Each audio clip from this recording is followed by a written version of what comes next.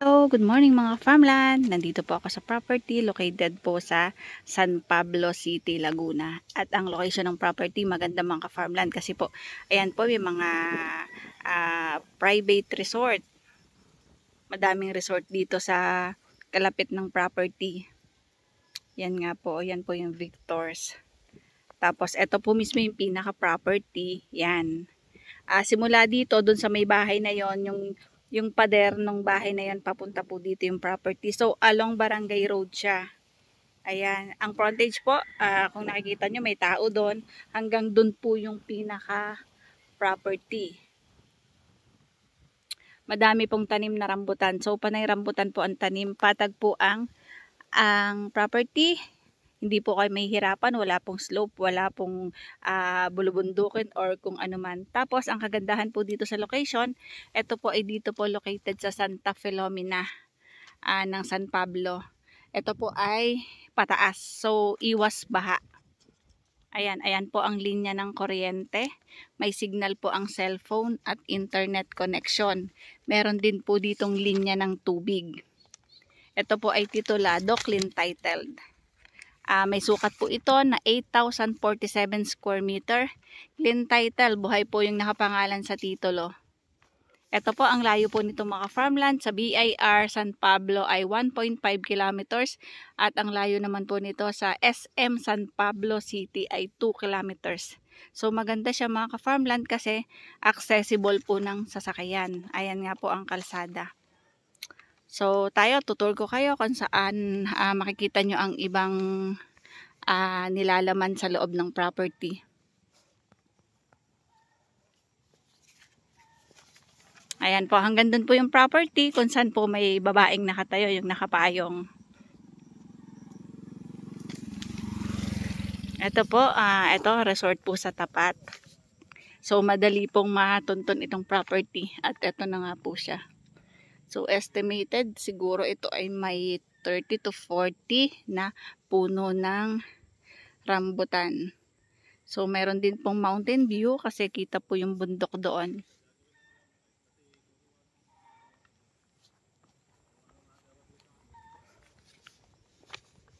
Ayan, eto kailangan lang nito bakuran na lang dito sa front. Para po in case na pag namunga ang mga rambutan, hindi po makukuha ng mga dumaraan. Joke.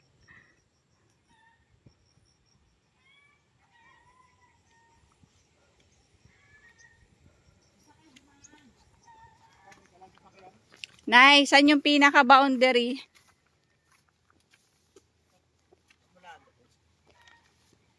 Sa may kahoy. Oo, sa may kahoy. Ayan sa may kahoy.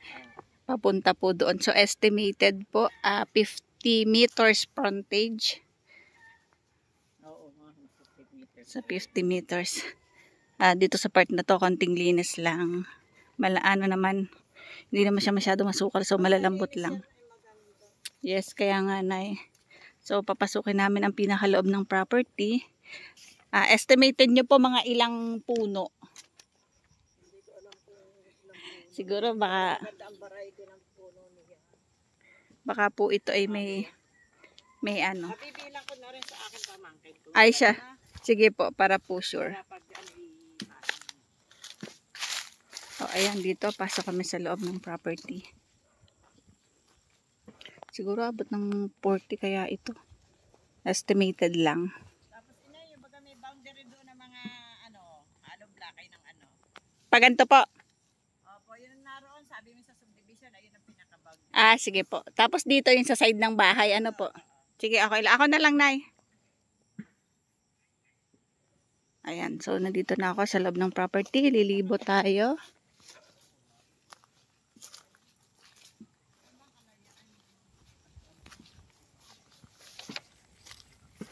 Kita naman po yung pinaka-boundary kasi ang kabila po nito ay subdivision. So estimated siguro nga po ay 30 to 40 ang tanim na rambutan. So ayan po yung pinaka-boundary, yun yung pinakahatian sa kabilang side ng property. Nakakatuwa kasi patag, tapos kita ang Mount Banahaw, mountain view po yan. Ayan po.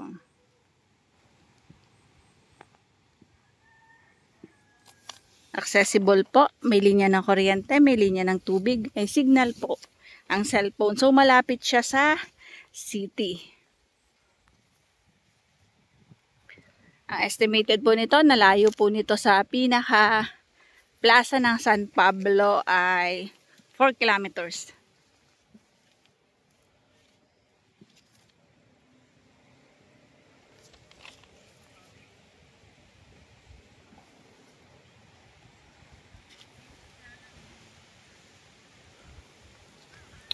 Huwag din po tayong mag-alala kasi medyo pataas tong location ng property. So, iwas baha po.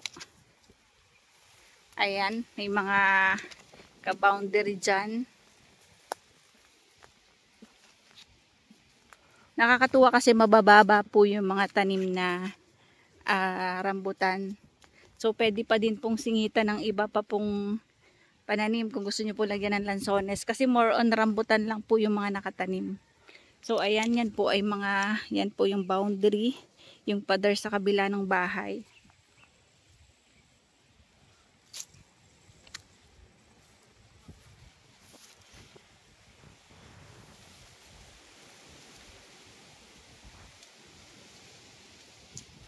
Ayan, may lukban.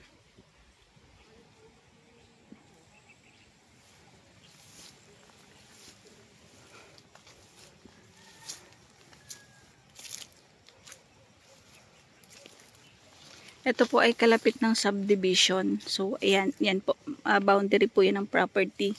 Papunta po doon. Maganda po ang location. Maganda din tong property kasi patag at madami pong tanim. Madami pong rambutan.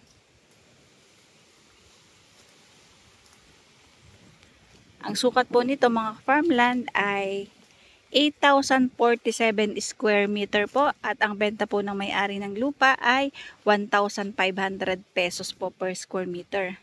So, yung iba po talaga nagtataka, medyo mataas po talaga ang presyo dito po sa San Pablo. Bibihira po akong makapag-vlog ng mababa ang presyo dito. So, lagi po sinasabi ang taas naming magpresyo, pero mga farmland, hindi po, base lang po yun sa sinasabi po ng ng may-ari ng lupa sa amin. Kung ano lang po yung presyo nilang sinabi, yun lang po yung binibigay namin sa inyo. So, kung meron man po halimbawang tatawad, sa may-ari na lang po ng lupa. Minsan akala po kasi ng iba, mas mataas pa kaming magpresyo sa may-ari. Hindi po. Kung ano po yung binigay na presyo sa amin ng may-ari ng lupa, yun lang po yung sinasabi namin.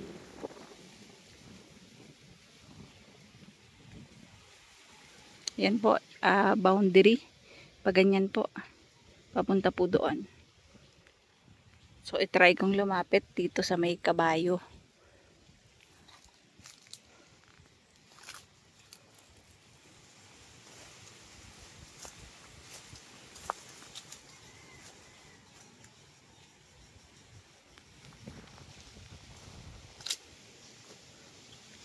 Ang kagandahan dito, malapit siya sa city.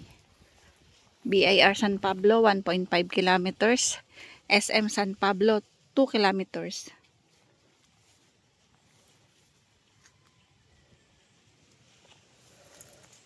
Malapit po sa tindahan, sa groceries, at malapit sa bayan.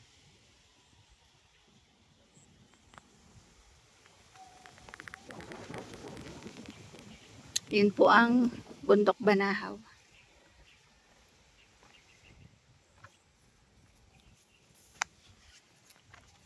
Galit ang kabayo.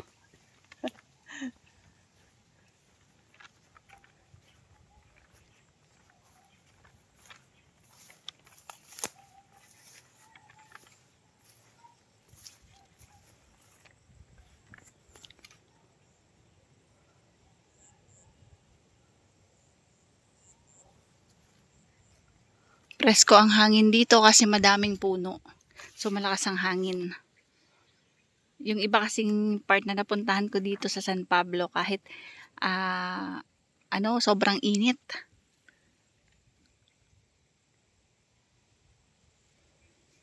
Ang layo po nito sa Maharlika Highway ay 1.5 kilometers lang po.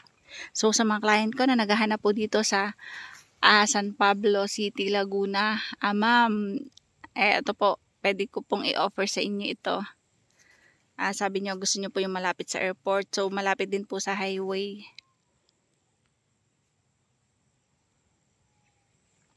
Estimated po na tanim ng rambutan, nasa 30 siguro, or ipapabilang namin dun sa nagbabantay nito.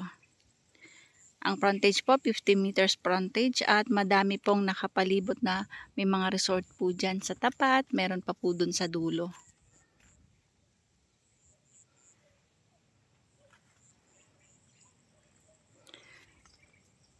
Paano mga farmland? Bye-bye po. See you for the next videos. God bless po sa ating lahat. Maraming salamat sa aking viewers, followers, and subscribers. Bye-bye!